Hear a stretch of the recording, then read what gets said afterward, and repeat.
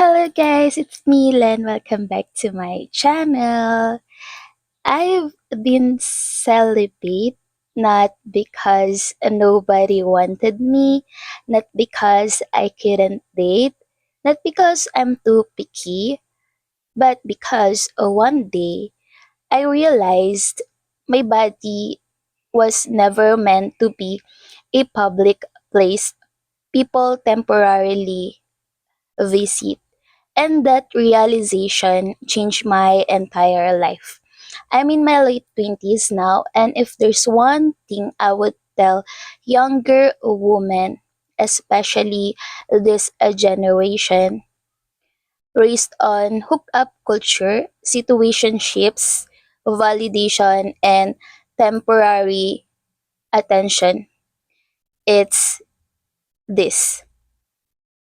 Everybody can touch your body, but not everybody deserves access to your soul. And people don't talk enough about what casual intimacy actually costs emotionally. We normalize no strings attached. We normalize just having fun. We normalize emotional detachment like it's empowerment. But deep down, most people are not emotionally built for this connection, especially women, because intimacy is not just physical, it's energetic, it's emotional, it's spiritual, it's psychological. Every person you allow close to you leaves something behind: their energy, their trauma, their insecurity, their confusion, their chaos, their intentions. People laugh when women talk about energy exchange, but after years of protecting my peace, I can honestly say energy is super ever real. You can feel it after dealing with the wrong person, for example. You start overthinking more, feeling anxious more, and questioning your self more. You lose confidence and you lose softness, you lose clarity, and sometimes it's because you allowed someone into spaces they never earned access to. I learned that in a hard way, that attraction is not compatibility. Attention is not love. Chemistry is not safety. And just because someone desires your body does not mean they value your heart. I used to think because wanted meant being special, but being wanted is easy.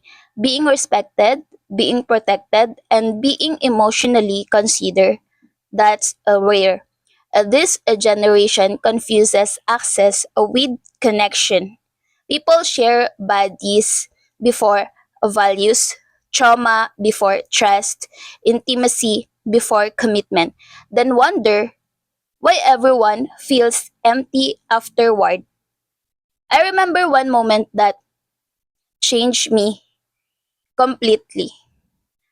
I was sitting alone after talking to someone who only contacted me when it's convenient for them, like a late night conversation, signals, breadcrumb, attention. And I asked myself why I'm giving people emotional access to me who have no intention of building anything real with me. That question woke me up. because I realized I was pouring loyalty into temporary people.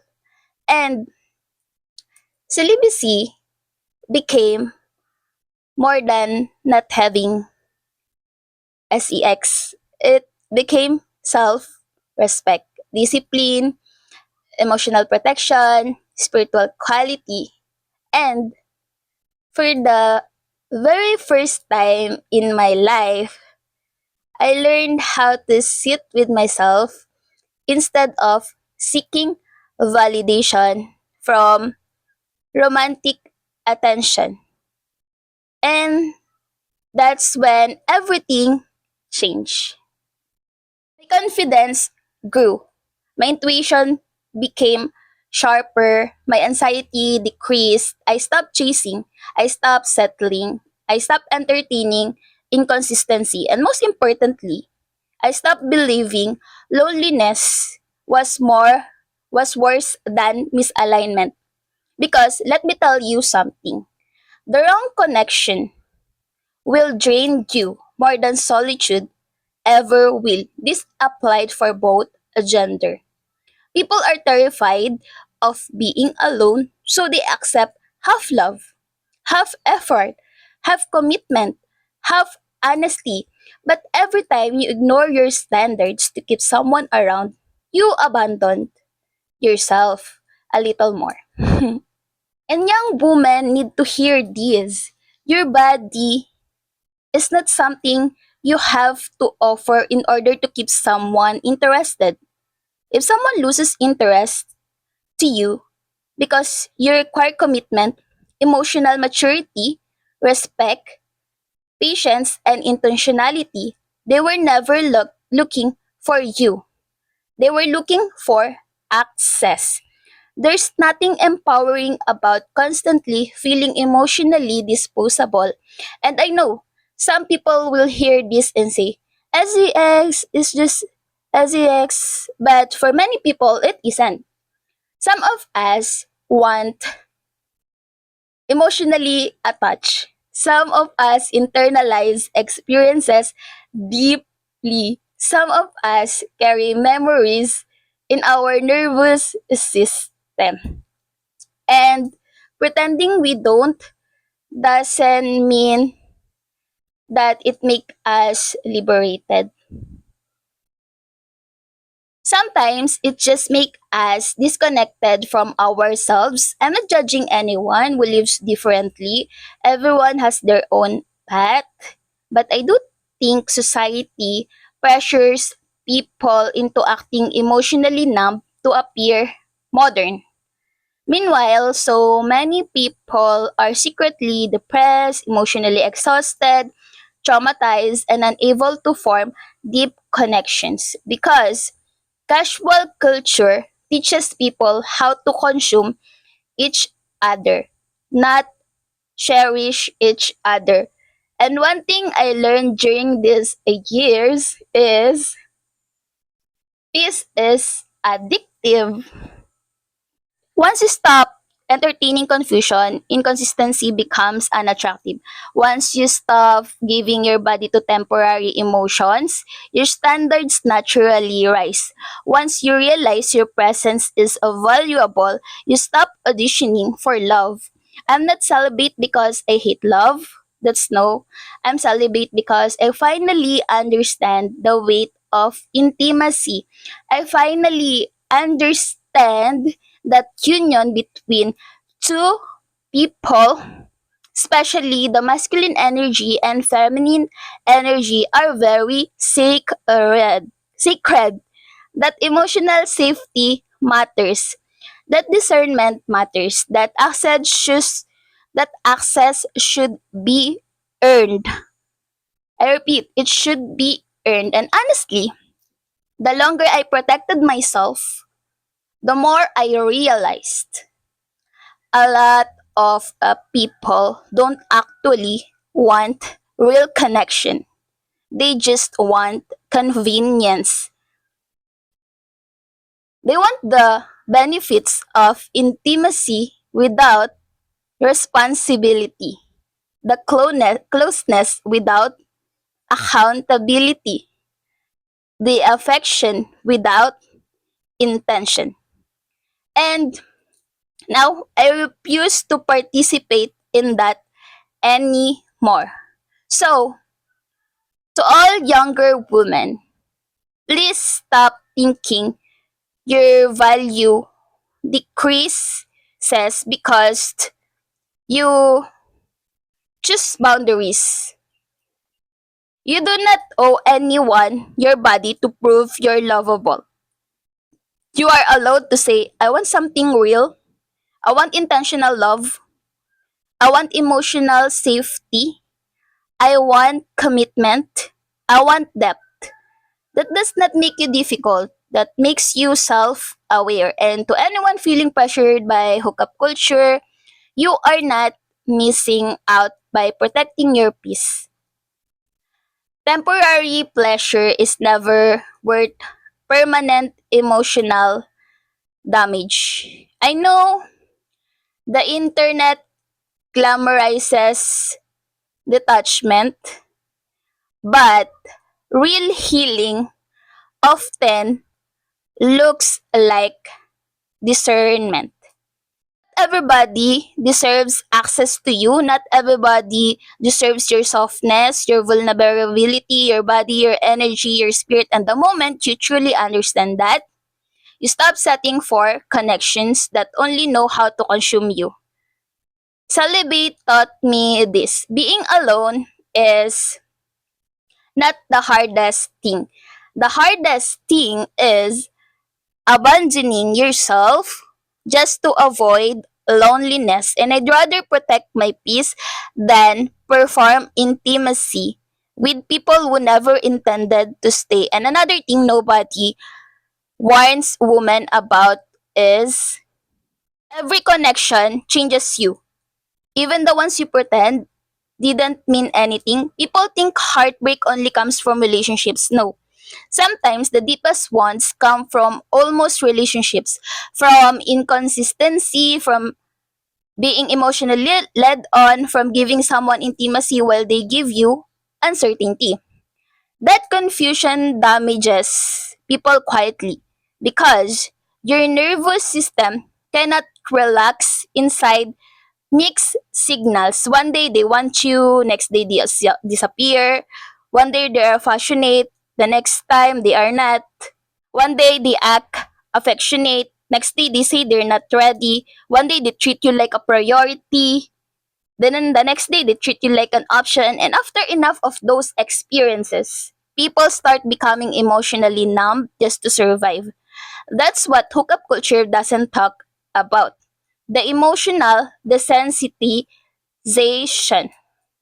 People love about the attachment issues online, but many attachment bonds were created through repeated temporary connections. Repeated abandonment, repeated inconsistency, repeated emotional access without emotional responsibility, and eventually, people stop believing real love exists. Not because it doesn't, but because they normalized emotionally unavailable connections for so long that healthy love starts feeling unfamiliar. I used to think love had to feel chaotic to be real before. I thought anxiety meant chemistry. I thought emotional roller coaster means passionate. I thought unpredictability means things are exciting. But peace is actually the healthiest form of love. And if you grow up around instability, peace can feel boring at first because your nervous system became addicted to survival mode. That realization changed me deeply because I realized many people aren't chasing love. They're chasing emotional stimulation. And there's a difference. Love should not constantly leave you confused. Love should not make you beg for reassurance. Should not make you question your worth daily. Love should not make you feel emotionally unsafe.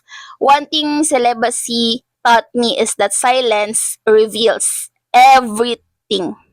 When you stop giving people physical access, suddenly you see their true colors, their true intentions faster. Some disappear immediately, some because they are impatient, some lose interest when they realize they actually have to emotionally invest. And honestly, that's a blessing. Because why would I want someone who only values me when I'm accessible? I think a lot of women have been conditioned to fear losing people, but sometimes losing access to the wrong people is divine protection. There are connections that look exciting but destroy your self esteem slowly. You don't even notice it happening. You start accepting less communication, less effort, less honesty, less respect. Then one day you wake up and realize you've been shrinking yourself just to maintain someone's temporary presence. That is not love. That is emotional survival. And I think a younger women especially need to stop romanticizing potential. Potential has trapped people for years, many, many years. It could change. She could grow. Maybe they'll commit eventually. Maybe they're scared. Maybe they just need time. Meanwhile, your emotional energy is draining every single day. One lesson celibacy taught me, stop falling in love with people could become. Pay attention to who they are consistently are because consistency reveals character. Anyone can say beautiful things, sweet words, anyone can flirt, anyone can perform affection temporarily, but intentional people bring clarity. Intentional people communicate. Intentional people protect your feelings instead of playing with them. And another thing, I wish society taught women, attention is not validation. A man wanting your body does not automatically increase your worth because desire is easy. People desire what they don't even respect sometimes, and once I understood that, I stopped measuring my value but how I desired was.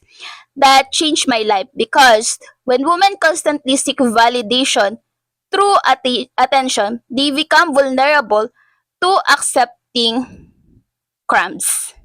The bare minimum suddenly feels special because emotional deprivation became normalized. A text back feels exciting, consistency feels rare, basic respect feels extraordinary. But basic respect should be standard. You should never feel lucky someone treats you with human decency. Honestly, celibacy forced me to confront myself too.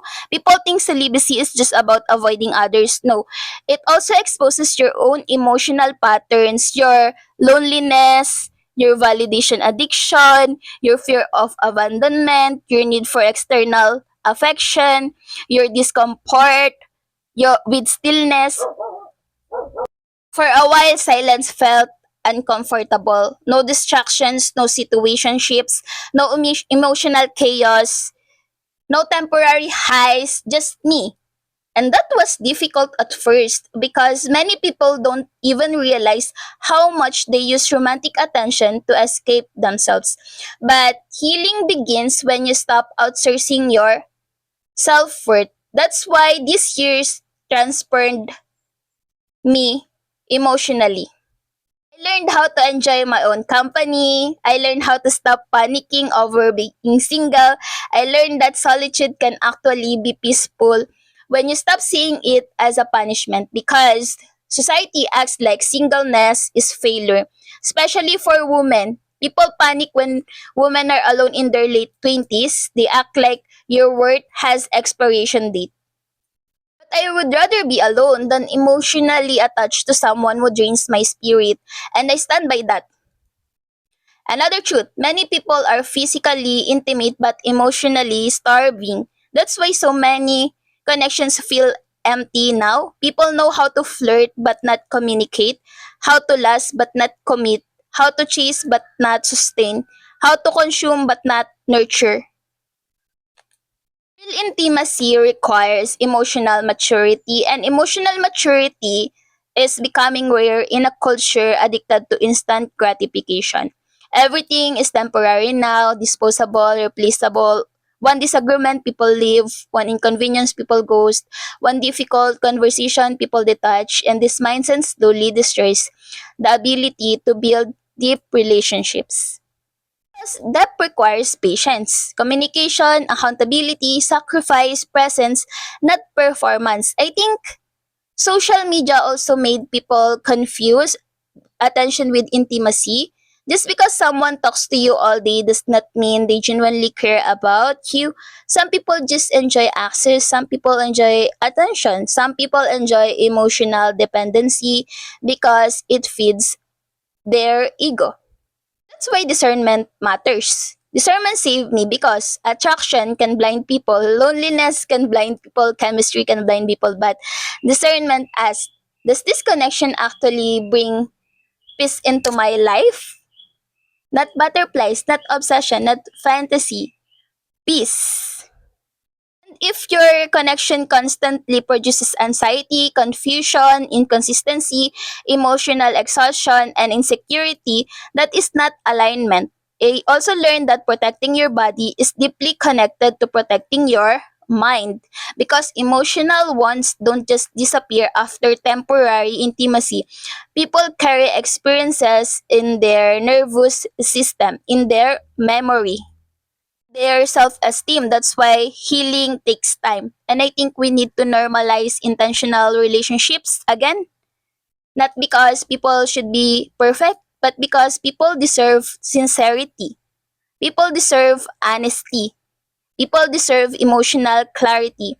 People deserve commitment that matches words and action. And honestly, the older I get, the less impressed I am by how charm. Charm without character is dangerous. A beautiful face or handsome face means nothing if they leave you emotionally broken. A smooth talker means nothing if they lack integrity. And chemistry means nothing if there's no emotional safety attached to it. I think one of the biggest lessons from this years is this. Protecting yourself is not weakness. Having standard is not arrogance. Moving slowly is not insecurity. Wanting commitment is not old fashioned. And refusing casual access to your body does not make you boring.